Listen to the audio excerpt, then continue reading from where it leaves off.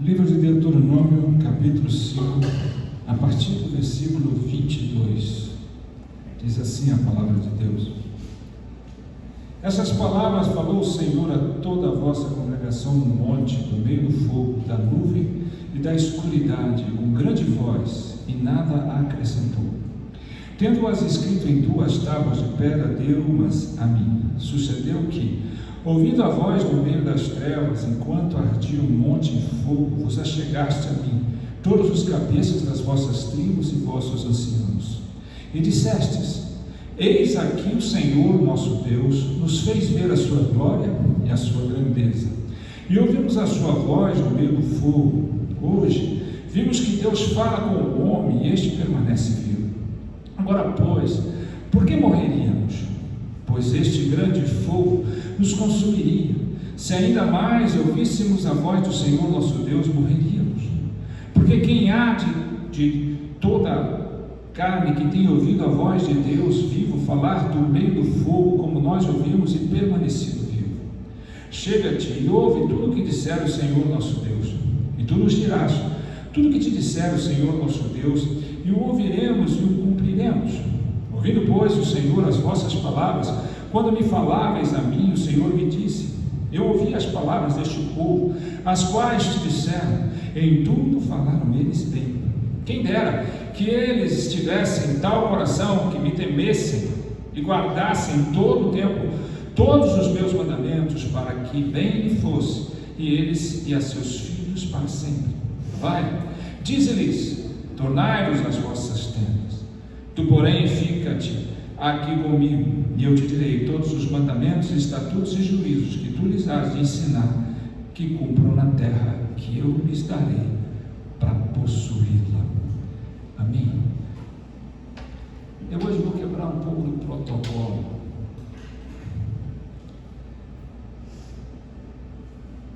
Eu quero fazer uma oração com vocês, mas eu quero que ela seja diferente do sistema mecânico que muitas vezes nós fazemos. Às vezes sou indagado, questionado, se as pessoas estão entendendo de fato o que é pregado. Eu sei que nem todos entendem como deviam. Não porque são incapazes, porque não têm uma mente avantajada, porque se fosse assim, Jesus não poderia dizer aos discípulos que eram todas pessoas rudes, rústicas, sem nenhum tipo de cultura e nível social, e ele pôde ensinar-nos as coisas mais profundas dos mistérios de Deus. Então eu não vejo por capacitação, eu vejo, infelizmente, por falta de interesse e distração. Por que nós nos distraímos tanto? Por que é tão difícil prestar atenção e ouvir com atenção? A Bíblia, Jesus diz, né? Quem tem ouvidos para ouvir, ouça.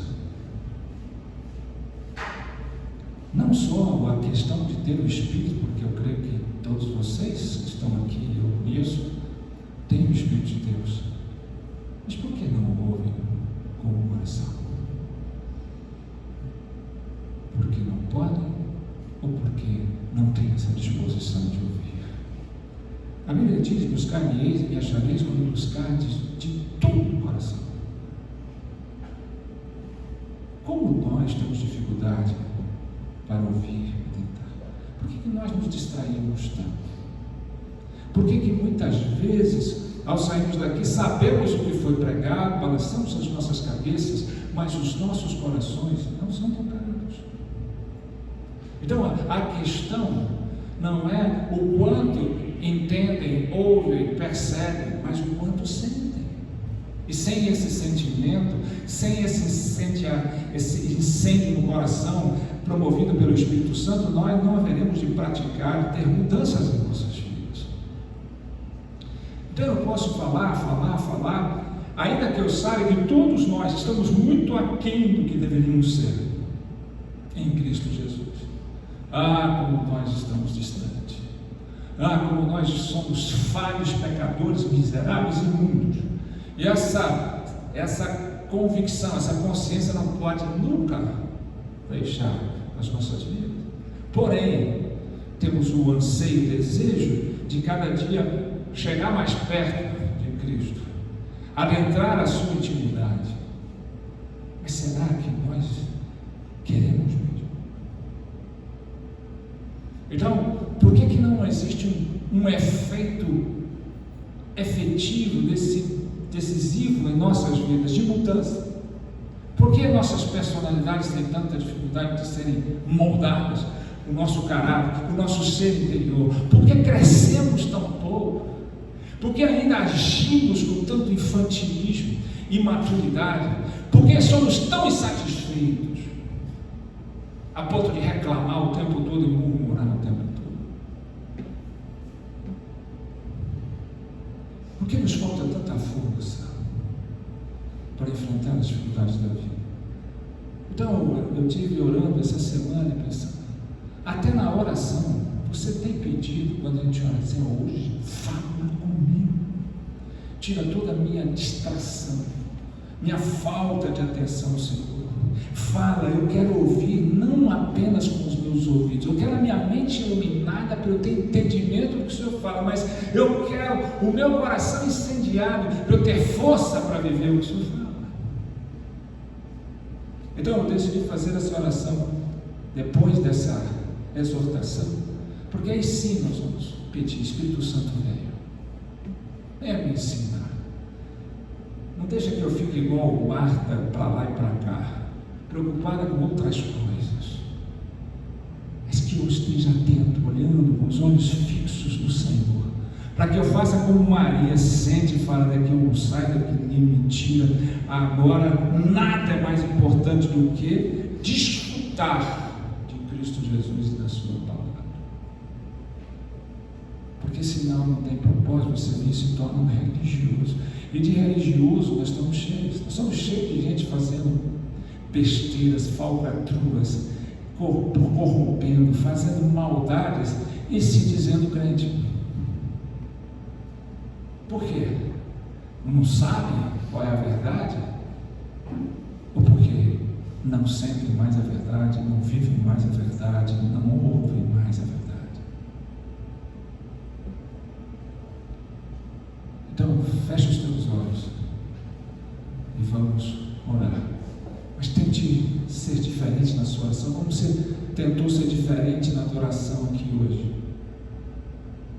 Não apenas cantando música, mas se entregando a Deus. Peça, Espírito Santo, venha. Se você há de concordar com a oração que eu estou fazendo aqui hoje, não balance a sua cabeça, estremeza o seu coração. Ó Deus, obrigado, Senhor, pela leitura da Tua palavra, pelo livre acesso que temos a ela e por podermos nos alimentar dela. Somos privilegiados e não valorizamos esse privilégio. Somos ricos e não valorizamos essa riqueza. Ah, Senhor, fala conosco.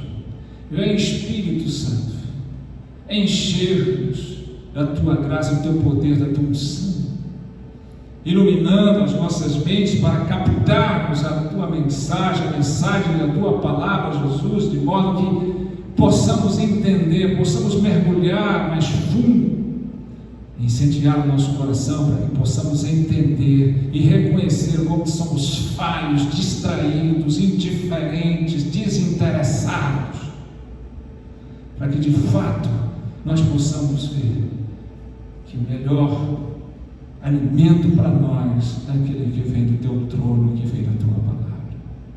Fala, Senhor, e nos dê ouvidos para ouvir, nos dê mente para perceber e nos dê um coração para receber, como terra boa que produz frutos e muitos frutos para a Tua glória.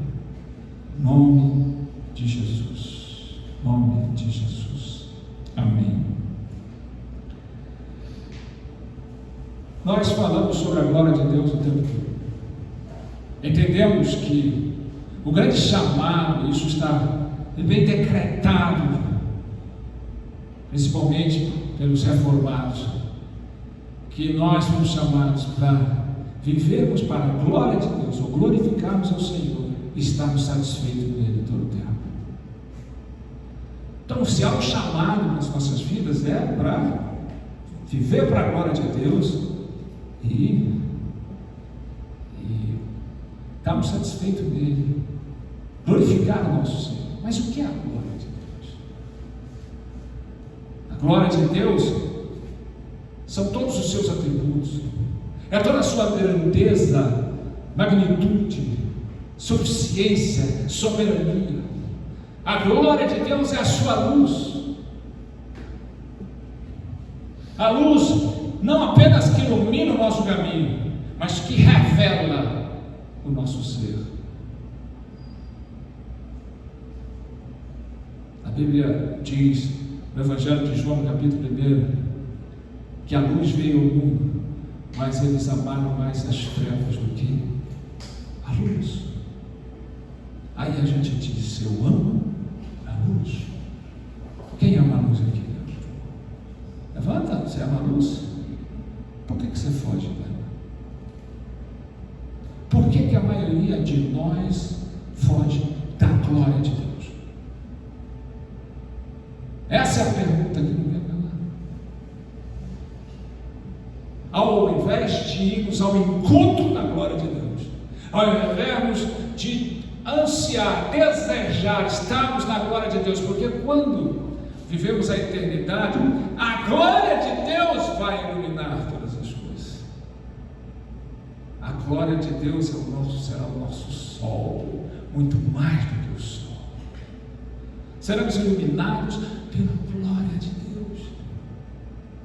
Quando Jesus se revelou ao então Saulo de Tarso, no caminho de Damasco, no deserto, ao meio-dia, com aquele sol escaldante, a sua glória, a sua luz ofuscou a luz do sol. Você já pode imaginar isso? Agora nós devemos querer essa luz, querer ir ao encontro dessa glória, e nós fugimos dela. E é isso que eu quero compartilhar hoje aqui com vocês. Em primeiro lugar, o povo de Deus, antes de chegar aqui neste momento, no monte, aonde Moisés foi ao encontro de Deus, esse povo não desconhecia a salvação, a cura, milagre, o poder libertador de Deus. Eles já desfrutaram disso tudo. As pragas de Deus os libertando do Egito, a salvação que chegou de Deus por intermédio de Moisés, a cura. Você já imaginou isso? Que aqueles milhões de pessoas que Moisés levou, se eu não me engano, quase 3 milhões de pessoas. Você já imaginou 3 Uberlândias ou mais sendo conduzidas pelo deserto sem um estar doente, enfermo? Você já parou para pensar nisso? Os milagres que eles viveram, a abertura do mar vermelho, as roupas e os sandálias que cresciam junto com eles, não perdiam, não ficavam velhos. Então, se pensa como aquele povo viveu milagres, águas amargas do mar sendo transformadas em água doce, as codornizes que caíam para alimentar eles, o pão que manava do orvalho para alimentá-los. Você pode imaginar a quantidade de pão, né? De uma espécie de pão que era o maná, que fluía de Deus para alimentar esse número de pessoas. Faz um cálculo onde cabia um estoque desse de pão, que padaria poderia fabricá-los nessa quantidade, e era todos os dias. Então esse povo é tudo isso. Esse povo experimentou coisas extraordinárias, maravilhosas, sobrenaturais, o tempo todo. Eles não eram pessoas que estavam esperando milagres. Hoje nós tivemos tantos milagres e não vemos, mas é claro que você não vai ver nenhum líder fazendo essas coisas que Moisés fez por intermédio, né? Deus fez por intermédio de Moisés, utilizando Moisés como seu instrumento. Agora, é engraçado, porque Moisés vai e diz que Deus chama o povo para ir no encontro dele. Ele aparece com a sua glória, até numa nuvem obscurecida, para não ofuscar o povo. E nós sabemos que o chamado de Deus,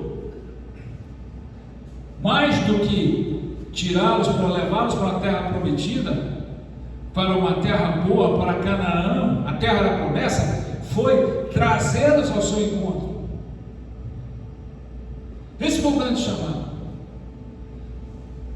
Como eu falei, em momento algum, em outro tempo, em momento algum Moisés falou com o faraó para que deixe nós irmos para uma terra que Deus vai nos dar. Não, deixe nós irmos adorar o Senhor. Deus nos chama para Ele, não para o que Ele pode nos dar. Ele anseia por nós. E agora, aquele povo que viu todos esses milagres, tinha oportunidade, Moisés disse: vamos, subamos a montanha e vamos à presença de Deus, da sua glória. A gente canta o tempo todo, as pessoas dizem: eu quero estar na presença de Deus. Será? Não é o contrário. Na prática nós fugimos dela. É engraçado porque o povo se sentia tão confortável e até mesmo entusiasmado na atmosfera dos milagres, né? A Miriam, irmã de Moisés, dançou, eles tocavam, eles cantavam, eles adoravam a Deus na atmosfera do milagre. Era confortável, era entusiasmado, né?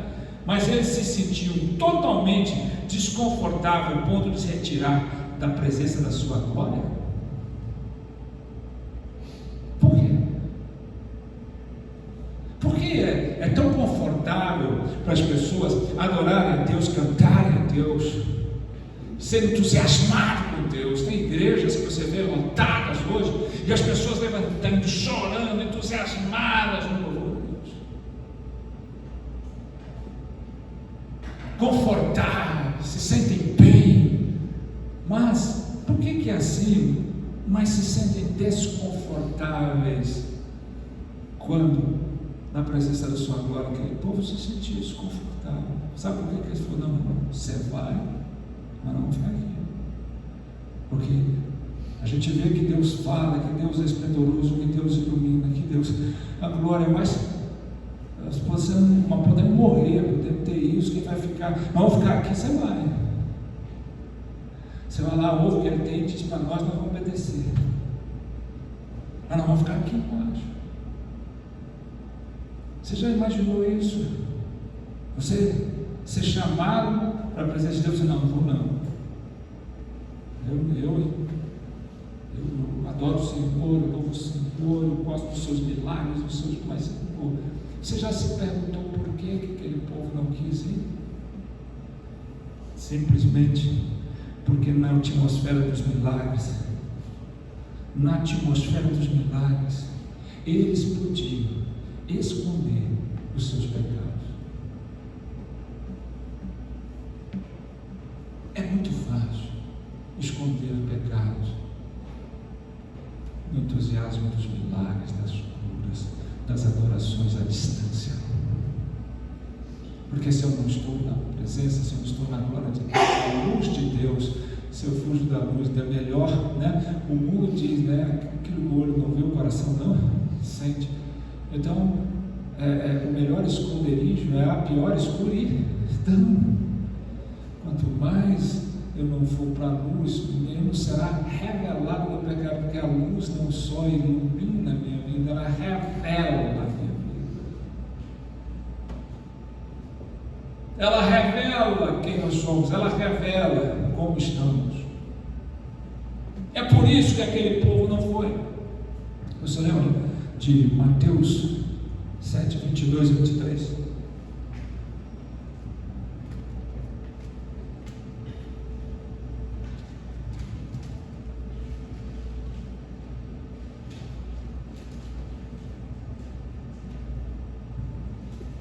O grande sermão do monte, Mateus 7, 22 e 23 diz assim: muitos naquele dia hão de dizer-me, Senhor, Senhor, porventura não temos nós profetizados em Teu nome, e em Teu nome não expelimos demônios, e em Teu nome não fizemos muito milagres? Então lhes direi explicitamente, nunca vos conheci, apartai-vos de mim os que praticais a iniquidade. É engraçado como o povo de Deus foge desse texto, como foge da luz. É engraçado porque não entendem o que esse texto quer dizer, que aquele povo tinha familiaridade com os sinais, os prodígios de Deus. Eles operaram, viveram milagres, foram usados por Deus para operar milagres, curas, profetizar, expelir demônios. Porém, mantinham seus pecados escondidos.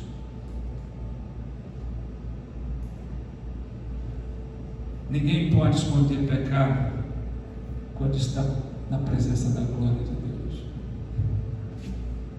porque a sua luz esconde todas as coisas. É por isso que as pessoas fogem da glória, fogem da presença, fogem da luz. Você lembra de Adão e Eva?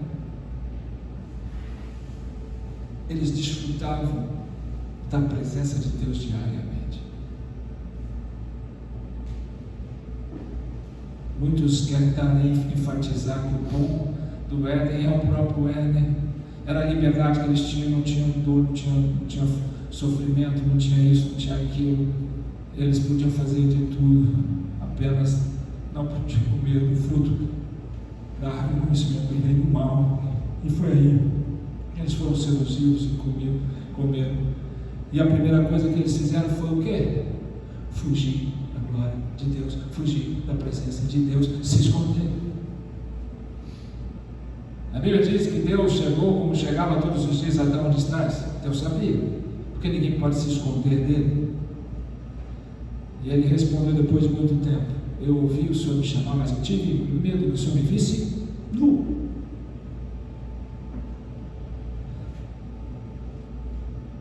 Veja como a pessoa, quando está consciente do seu pecado, foge de Deus.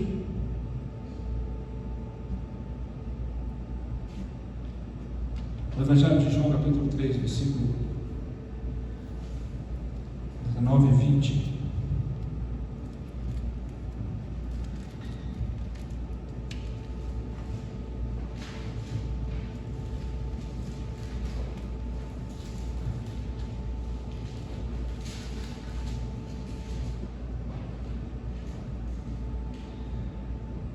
Diz assim: o julgamento é este, que a luz veio ao mundo e os homens amaram mais as trevas do que a luz, porque as suas obras eram más. Pois todo aquele que pratica o mal aborrece a luz e não se chega para a luz, a fim de não serem arguidas as suas obras. Veja que coisa interessante. Aí você está começando a entender por que aquele povo não quis, não é porque o medo de morrer, né? É porque a luz revela o pecado escondido. O pecado é resultado que surge todas as vezes que não nos afastamos de Deus. Moisés disse: não tenham medo. Quando você pega lá em Êxodo capítulo 20, não tenham medo. enfatizou que o Senhor viera para que o temor de Deus esteja neles. Capítulo Êxodo 20 fala disso, que é o mesmo texto. Cara, que o temor de Deus esteja neles. Aí que está a diferença. Temor de Deus e ter medo de Deus. Por que que a maioria tem medo de Deus e não temor a Deus? Porque ter medo de Deus é quando você só tem medo porque você está precisando esconder algo. De algo que não pode ser revelado. De algo que não pode ser conhecido. Só tem medo quem esconde algo. Agora, temor a Deus, e quem esconde, quem tem medo, se afasta.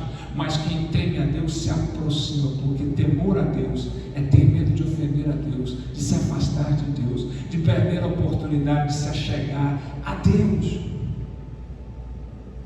Quem teme a Deus quer chegar mais perto dele. Moisés era temente a Deus. Ele quer chegar à luz. Ele quer ver revelado todo o mal que há nele. A Deus, sonda-me, vê se há em mim algum caminho mau. Como diz o salmista, ele quer ser iluminado por Deus. Ele quer viver a luz, a glória de Deus. Mas a maioria tem medo de Deus. Por isso foge da presença dele. Eles queriam que Moisés ouvisse por eles e prometeram ouvir tudo que Deus dissesse por meio dele. Não é diferente de hoje. As pessoas querem que o pastor ouça o que Deus vai falar, e aí eles ouvem o pastor dizer para eles, e aí eles vão dizer que vão pôr em prática.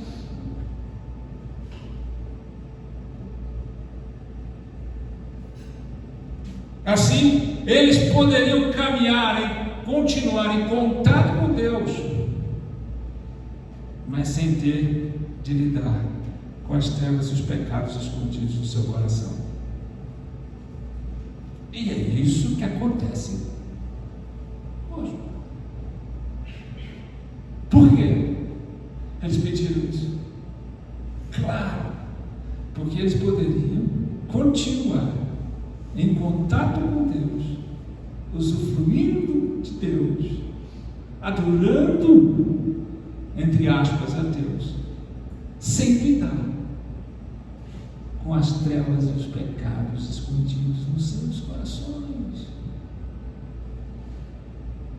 É muito fácil agora assim. Por isso as igrejas estão lotando de gente, de adoradores.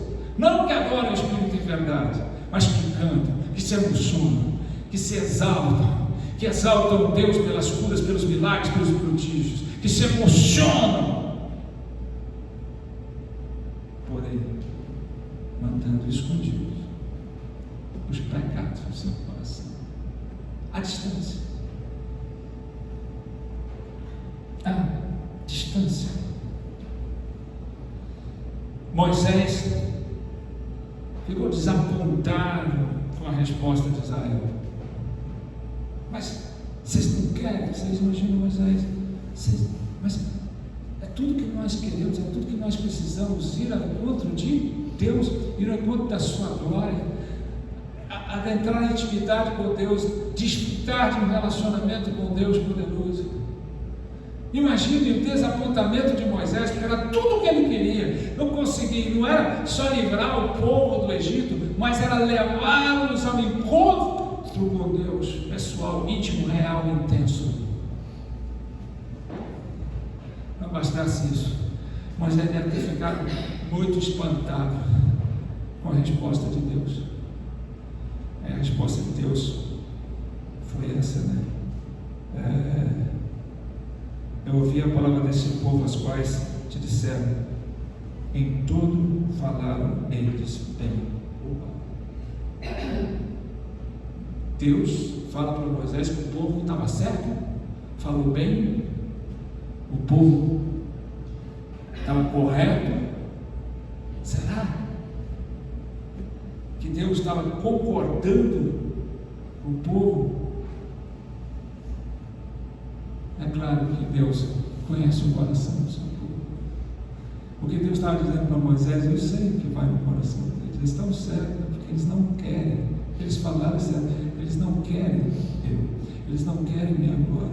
Eles querem o meu benefício. O Senhor queria revelar a eles, mas faltava o que é necessário para habitar em sua presença.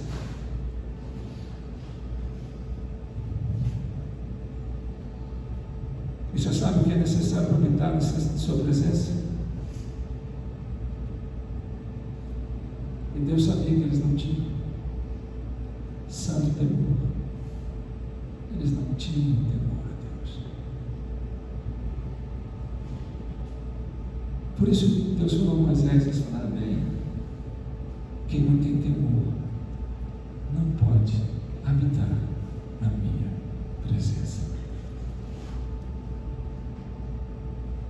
Você imagina a tristeza de Deus ou você acha que falou de boa? Você acha que Deus chegou, mas deixa aí de boa, está tudo bem. Ou será que aquilo é triste para o Senhor, que chama o seu povo, que faz o que faz, liberta o seu povo, cura o seu povo, que traz para Ele, quando tem a oportunidade de se revelar a eles, eles fogem dele, eles se escondem. Olha o que ele disse para Moisés aqui.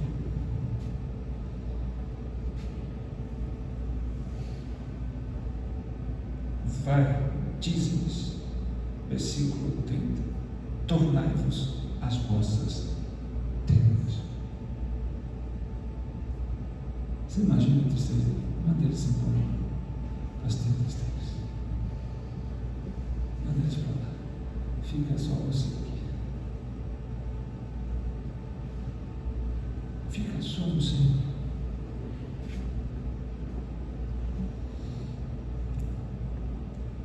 É engraçado porque nós não paramos para perceber que talvez, ou com certeza, essa foi a pior hora, o pior momento do povo de Deus. Talvez é engraçado como nas múltiplas pregações que se ouvem por aí, fica enfatizado demais que os piores momentos do povo de Deus foi quando eles, por exemplo, trouxeram um relatório e apresentaram um relatório como os espias, né? Um relatório negativo, ver tudo que a terra de Canaã produzia, mas ao invés de pensar naquilo, eles foram olhar as dificuldades, os dons, aquilo tudo. E esse relatório negativo os privou de entrar na terra prometida. Que esse foi o pior momento. Ou que o pior momento foi quando, enquanto Moisés estava no alto recebendo as tábuas, os mandamentos nas tábuas de pedra, eles estavam ali construindo um bezerro de ouro. Será que esses foram os dois piores momentos? Não. O pior momento deles foi esse. Foi quando eles fugiram da glória de Deus. Porque se eles tivessem santificado seus corações e adentrado a presença de Deus, eles teriam sido capazes de entrar na presença gloriosa de Deus. Então o bezerro de ouro, o relatório negativo que os privou de entrar, nunca teria acontecido. Se o povo de Deus vivesse na glória, se o povo de Deus entrasse ali, eles nunca teriam cometido os erros que cometeram. Isso traz um grande ensinamento a cada um de nós. Qual é a pior hora de um homem, de um crente? É quando ele vai se deitar com outra mulher usufruindo de outra cama e traindo a sua esposa?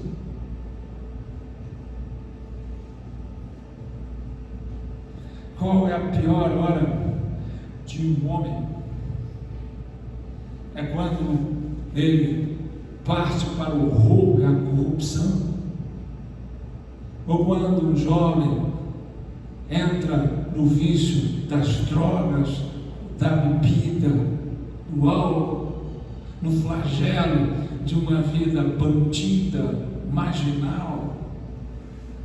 Uma filha entra na vida da prostituição, vendendo o seu corpo para ganhar dinheiro. Qual é a hora pior?